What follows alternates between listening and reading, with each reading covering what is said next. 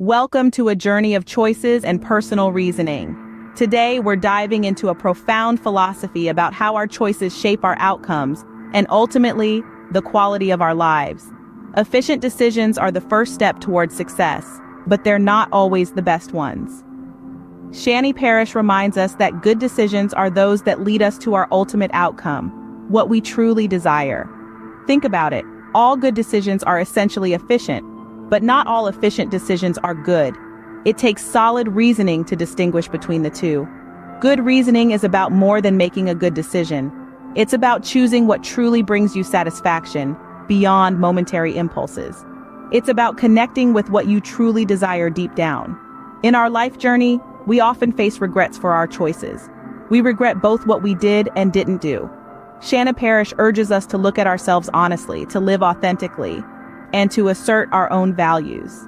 The biggest regret?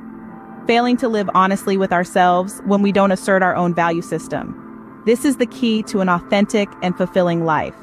Thank you for joining us on this journey of decisions.